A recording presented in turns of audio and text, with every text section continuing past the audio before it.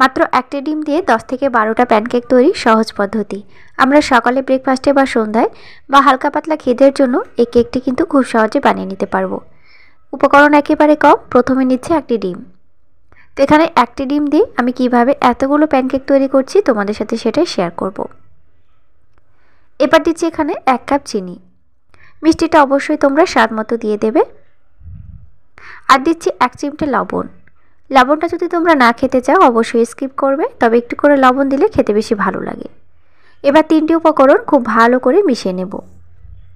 এই পর্যায়ে চিনিটাকে একটু ভালো করে গলিয়ে নিতে হবে। আর আজকের প্যানকেকে আমি কিন্তু কোনো অয়েল ব্যবহার করব না। তো দেখো খুব ভালোভাবে চিনিটা গলে গেছে। এবার আমি এর ভিতরে দিয়ে দিচ্ছি 1 কাপ মিল্ক পাউডার। তো এখানে মিল্ক পাউডারের বদলে আমরা লিকুইড দুধটা ব্যবহার করতে পারি। তো এখানে মিল্ক পাউডার দিলে টেস্ট ভালো আসবে। এবার দিচ্ছি এখানে 2 কাপ ময়দা। ময়দার বদলে আটাটা দেওয়া যাবে, তবে কালারের পরিবর্তন হবে, তবে এখানে ময়দাটা দেওয়াই ভালো। এবার দিচ্ছি চা চামচের 1 চা চামচ বেকিং পাউডার। এবার খুব ভালো করে উপকরণগুলো মিশিয়ে নেব। তো এখানে গুঁড়ো দুধের বদলে আমরা তরল দুধটা ব্যবহার করতে পারি, অবশ্যই জাল করে ব্যবহার করব। তো এখানে আমি হালকা পরিমাণে একটু জল ব্যবহার করলাম।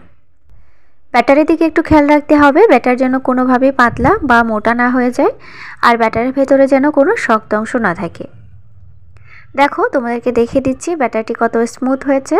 তোমাদেরকে চামচ দিয়ে তুলে দেখিয়ে দিচ্ছি। দেখো ঠিক এইভাবে ব্যাটারটি তৈরি করতে হবে। ব্যাটার যত ভালো হবে প্যানকেক কিন্তু তত ভালো হবে।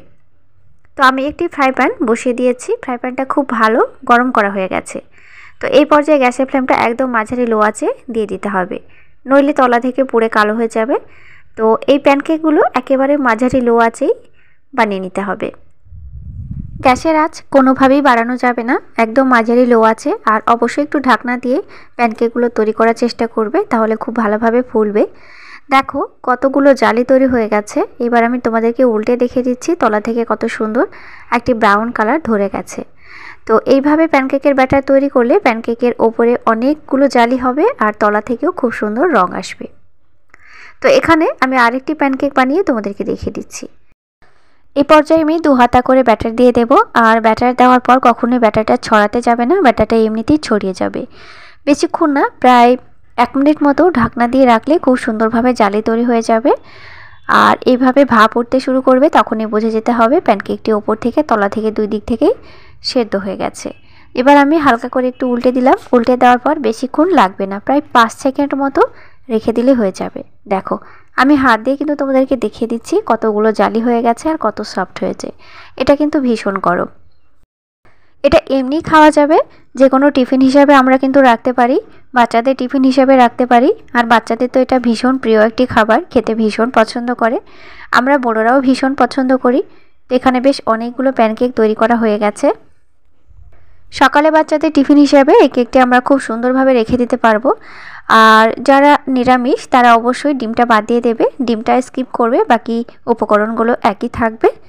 তো দেখো ভেঙে রেখে দিচ্ছি, কত সুন্দরভাবে তৈরি হয়ে গেছে। তো আশা করি আজকের ভিডিওটি তোমাদের ভালো লেগেছে। যদি ভালো লেগে থাকে অবশ্যই চ্যানেলটি সাবস্ক্রাইব করে দেবে, পাশের বেল আইকনটি অবশ্যই প্রেস করে রাখবে, ছোট্ট করে একটি লাইক করে দেবে। নতুন নতুন রেসিপি পেতে হলে অবশ্যই আমার সাথে থাকবে। তোমাদের সাথে দেখা হবে নেক্সট ভিডিওতে। বিদায় নিচ্ছি। Thank you.